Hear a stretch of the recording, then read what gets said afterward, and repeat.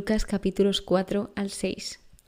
Leyendo y estudiando estos capítulos hubo una frase que a mí me impactó y me hizo un poco, me conmovió el alma, y es la siguiente: también en otros pueblos tengo que anunciar la buena nueva del reino de Dios, porque a esto he sido enviado.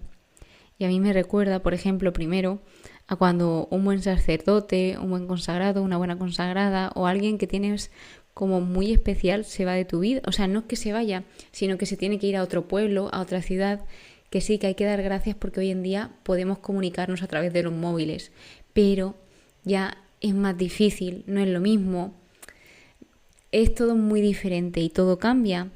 Por lo tanto, a mí esto me recuerda también a una historia mía de una de mis mejores amistades, que empezó todo en bachillerato y nosotros tuvimos solamente 9 meses sin saberlo, sin saber nada, para forjar una amistad y edificarla. Ojo, que de esto hablaré al final porque justamente estos 3 capítulos acaban con la edificación, sobre qué edificar. Por lo tanto, fijaos, porque hubo hace poco, fijaos si ha pasado tiempo, porque tuvimos 9 meses, que eso pasó por 2016, cuando teníamos 16 años los dos, y ahora pues estamos a 2024, imaginaos si ha pasado tiempo, han pasado 8 años. Así que hace poco me preguntaba, ¿y por qué? ¿Por qué me lo tuvo que quitar o se me fue tan pronto alguien que le tengo tanto cariño, que he compartido tanto, que me ayuda tanto y que me da tanta luz y que me ayuda a crecer en la fe? ¿Por qué? Y luego me di cuenta que también este pensamiento podía ser muy egoísta, porque igual que a mí, él me había dado luz en temas de fe y ayudado a conocer a Jesús, también había muchas más personas que yo que tenían que conocer a Jesús y que necesitaban conocerlo aún sin saberlo, igual que yo tampoco en ningún momento pensé necesitar conocerlo a él, pero hasta que no lo conocí no sabía que lo necesitaba tanto conocerlo y aprender de él. Así que, pues así quería empezar el episodio, y aquí estos 3 capítulos lo que abordan empieza hablando de entender, estudiar, meditar, guardar la palabra de Dios, porque en caso de alguna tentación, en este caso se encontraba Jesús contra el diablo, porque el diablo le estaba tentando esos 40 días en el desierto. Así que lo que hacía Jesús era responder al diablo. Él no se callaba, él le respondía, y además con la palabra de Dios. Hubo una ocasión en que el demonio le contesta también con la palabra, pero, ojo, sacada de contexto. Por eso es importante entender el contexto, entender la palabra, porque la palabra de Dios sacada de contexto puede generar mucha confusión y desorientación, igual que todo lo sacado de contexto. El ejemplo de Jesús que se nos da es muy fuerte, porque vemos cómo el mismo Dios, Jesús, está en oración continuamente. Por ejemplo, antes de decidir una decisión tan importante como los discípulos que le iban a acompañar, él estuvo toda la noche de oración. Entonces, si el mismo Dios ora, ¿cuánto más debemos orar nosotros? ¿Cuánto más nosotros debemos entrar en oración? Y luego, otra cosa importante es que Jesús iba a la sinagoga. Es decir, esto era porque era judío, pero en nuestro caso, en el día de hoy, o sea, si Jesús iba al templo, cuánto más nosotros tenemos que ir al templo, a la iglesia.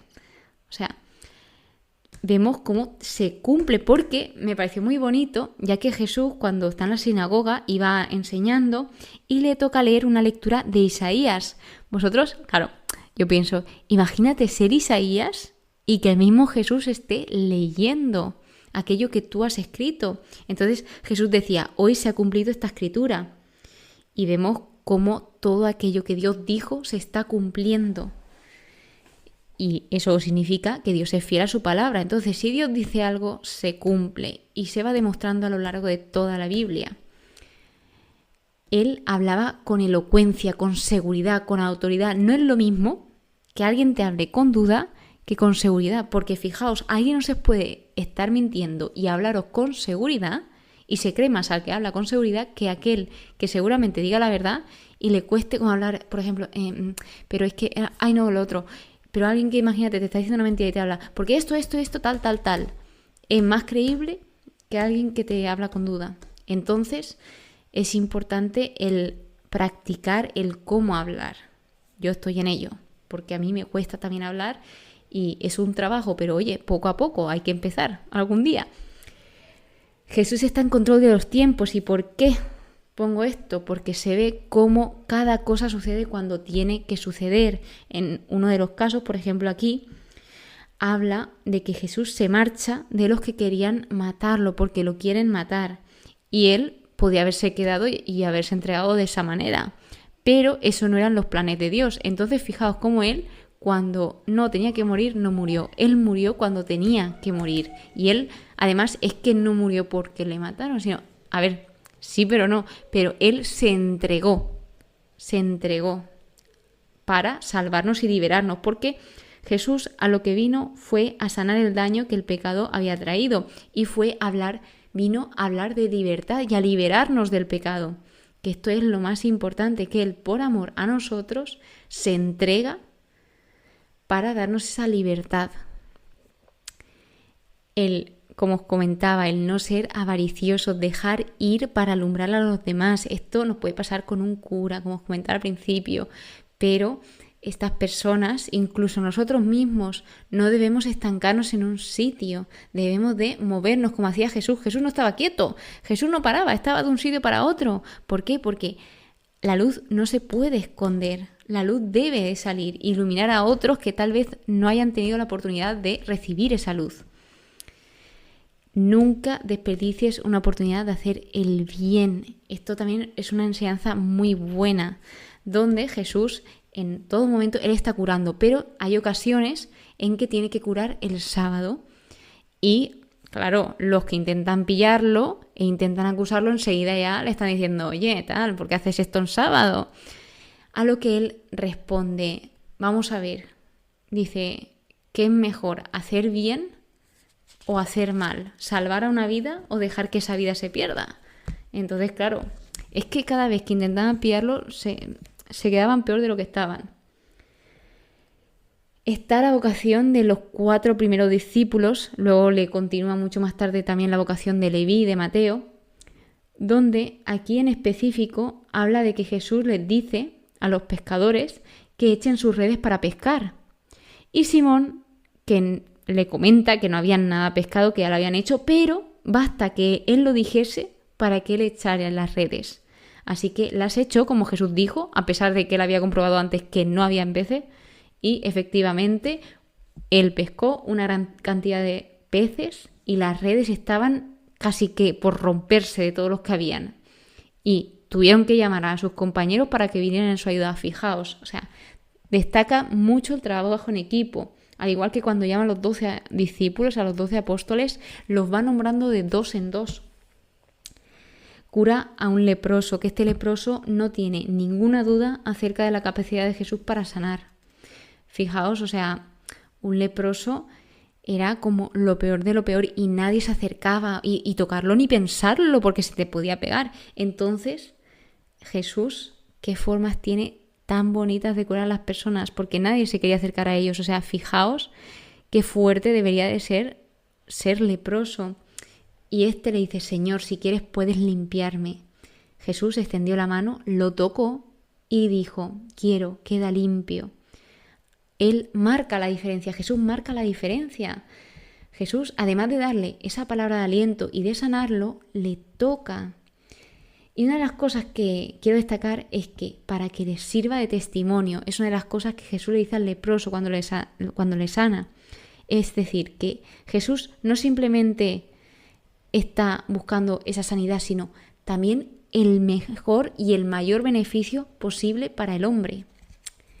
Luego, pues claro, al hacer estos milagros, su fama iba subiendo, había más gente, y decía, pero él se retiraba a los lugares solitarios donde oraba. Aparece la curación del paralítico, que también me apasiona, donde, gracias a sus amigos, el paralítico queda curado. Entonces, Jesús lo que ve es la fe de sus amigos y gracias a esto se le perdonan los pecados y le sana. Ojo.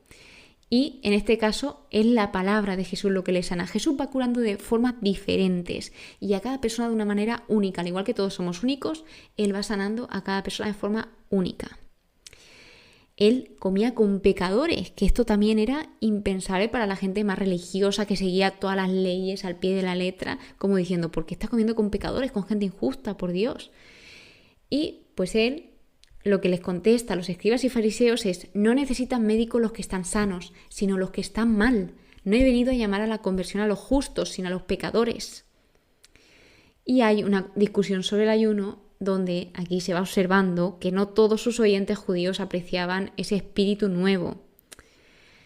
El capítulo 6 habla de las espigas arrancadas en sábado. De nuevo los fariseos le dicen que por qué habían hecho sus discípulos de arrancar espigas en sábado porque tenían hambres. Y Jesús lo que le contesta es que si ellos no habían leído lo que hizo David en el Antiguo Testamento y los panes de la presencia, es decir, les está diciendo indirectamente que no han comprendido las Escrituras y que no han entendido nada, y les remarca además, el Hijo del Hombre es Señor del sábado. Aparece la curación del hombre de la mano seca, donde todos estaban al acecho, los escribas y fariseos, por si curaban sábado. De nuevo, lo mismo. No hay que perder ninguna oportunidad para hacer el bien. Viene la elección de los 12, Jesús ora y antes de tomar esa decisión, pues él está pasando esa noche con Dios orando. Los elige, que los apóstoles significa enviados, testigos de la vida, muerte y resurrección de Jesús. Y aquí nombra a los 12. Y una de las preguntas que deberíamos hacernos, porque siempre se dice, ¿y por qué Jesús, si sabía que Judas le iba a traicionar, para qué escoge a Judas? Y te hago otra pregunta. ¿Y por qué Jesús te ha escogido a ti? ¿Por qué Jesús te ha perdonado a ti? ¿Por qué Jesús también te ama a ti? No te estoy diciendo, no te estoy comparando con Judas, pero muchas veces deberíamos reflexionar y mirar un poco para adentro en lugar de mirar para afuera y en lugar de mirar para los demás, en lugar de para nosotros. Sobre todo a la hora de buscar los fallos y los defectos y sobre todo los pecados. La muchedumbre sigue a Jesús, es decir, muchas personas iban adrede para oírle y ser curados de sus dolencias y obviamente quedaban curados, aun incluso tocando un borde de su manto. Se dice de nuevo el discurso de las bienaventuranzas que bienaventurados significa felices. Y esto lo que hace es ayudar a explicar claramente lo que significaba ser un seguidor de Jesús. Y esto se lo dice a sus discípulos. Aquí, pues todo lo que dice que en este caso, bienaventurados los pobres, los que tenéis hambre, los que lloráis. Bienaventurados seréis cuando los hombres os odien, os expulsen, os injurien, proscriban vuestro nombre como malo, por causa del Hijo del Hombre, es decir, por causa de Jesús, porque vuestra recompensa será grande en el cielo. Y les recuerda que los profetas también fueron así tratados. Esto es una preparación, si os dais cuenta indirectamente, es una enseñanza, una preparación, una advertencia y un adelanto de lo que les iba a venir o que les podría venir. Luego vienen los ayes, que el ay, cuando empieza con ay, no es una amenaza, sino es una expresión de arrepentimiento y compasión. Y dice, hay los ricos, hay los que estáis hartos, hay los que reís, hay cuando todos hablen bien de vosotros. Y a esto le sigue algo que también me apasiona y me encanta, que es el amor a los enemigos. Ojo, me encanta, pero también es de lo más difícil que pueda haber. Porque Jesús dice, a vosotros que me escucháis, os digo, amad a vuestros enemigos, haced bien a los que os odien, bendecid a los que os maldigan, rogad por los que os difamen.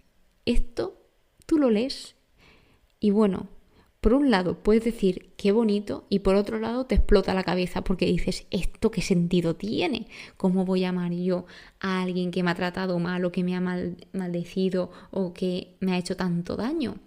Pues vemos cómo la forma de actuar de Jesús es totalmente diferente a la nuestra y que Él hace cosas inesperadas. O sea, el carácter de Dios es totalmente diferente al nuestro. Él lo que más se repite es en el amor, en que se practique el amor, sobre todo el amor al prójimo, el amor a los demás. Y esto, el amar a los que te odian, esto marca la diferencia. Y esto también hace que incluso los que te odian digan, uy, pero ¿por qué me está tratando así internamente? Como diciendo, qué cosa más rara, en lugar de vengarse o en lugar de contestarme igual o peor, ¿por qué me está no sé, diciendo esto de esta manera. Y esto cambia mucho todas las situaciones, os lo digo. Tratad como queréis que os traten. Jesús les hacía reflexionar, les hacía muchas preguntas. Por ejemplo, si saludáis a los que os saludan, ¿qué mérito tenéis? También los pecadores hacen esto. Entonces, ese carácter diferente del visto en el mundo. Amad, haced y prestad sin esperar nada a cambio, porque tendréis una gran recompensa. Él es bueno con los desgraciados y los perversos. Es decir, Dios no es solo bueno con sus fieles, sino con todo el mundo. Dios es bueno y Dios es misericordioso con todos. Sed compasivos como vuestro Padre es compasivo. Que en Mateo dice, sed perfectos como vuestro Padre es perfecto. Y en otras traducciones sale, sed misericordiosos como vuestro Padre es misericordioso. Al final son palabras muy similares. No juzguéis, no condenéis, perdonad. Perdonad, esto lo destaca que no veas. Dad, porque seréis medidos en la medida con que midáis. Continúa hablando de que podrá un ciego guiar a otro ciego, porque muchas veces vemos los defectos de los demás y no vemos los nuestros. Entonces, ¿cómo vamos a intentar dar consejo de algo que nosotros estamos cayendo en ese error? O sea, esto no tiene ningún sentido. Así que Jesús lo que dice, hipócrita, saca primero la viga de tu ojo y entonces podrás ver para sacar la brizna que hay en el ojo de tu hermano. Otra, es que es enseñanza tras enseñanza. Sé que son muchas cosas, pero es que tremendas enseñanzas. Vosotros imaginaos los discípulos y todas las personas que iban a escuchar a Jesús, ¿cómo debería de ser eso? O sea, debería de ser maravilloso. Cada árbol se conoce por su fruto. Por último, terminando, viene ese fragmento de la necesidad de obras que se titula así en mi Biblia.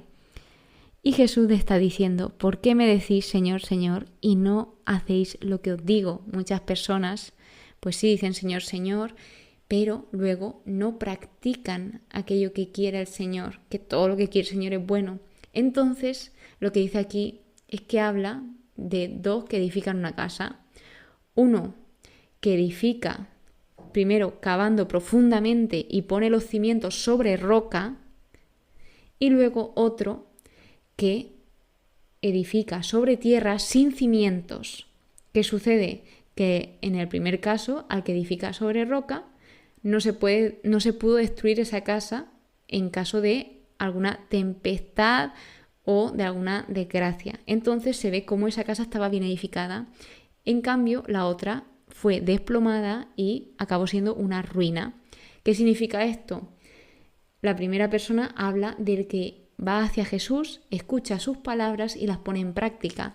Y luego la segunda persona es aquella persona que no pone en práctica las palabras de Jesús. A mí esto de la edificación me encanta porque es muy importante el edificar bien y saber en qué terreno edificas y tener esa base sólida, porque si no, la casa se desparrama. Y esto también tiene referencia con los que os comentaba al principio, porque justamente ese día que me preguntabais ¿por qué se fue o por qué se tuvo que ir justamente en la mejor época de la amistad? Pues pensé como en mini parcelitas, imaginaos, como un terreno infinito y mini parcelitas. Entonces yo estaba en mi parcelita sin luz ni nada y no veía para construir. Entonces, cuando él vino a mi vida, él se puso a mi lado a construir y él construía muy bien. Y a él le entraba luz, pero yo no veía esa luz, porque yo no tenía luz en mi parcela. Entonces, claro, al estar al lado de él, iba poco a poco aprendiendo. Y cuando pues fue el tiempo que debía de irse, el tiempo que Dios pensó para que él se fuese, él se fue y a pesar de estar a muchos kilómetros más en su misma parcela, yo poco a poco fui aprendiendo a dónde estaba esa ventanita para abrir la luz, que esa luz es Dios. Entonces, para mí, el que el Señor pues me mostrase eso y todo lo bonito que ha tenido nuestra amistad, porque al final ha sido una amistad llena de sorpresas y unas sorpresas preciosas y unos momentazos y sobre todo testimonio de Dios.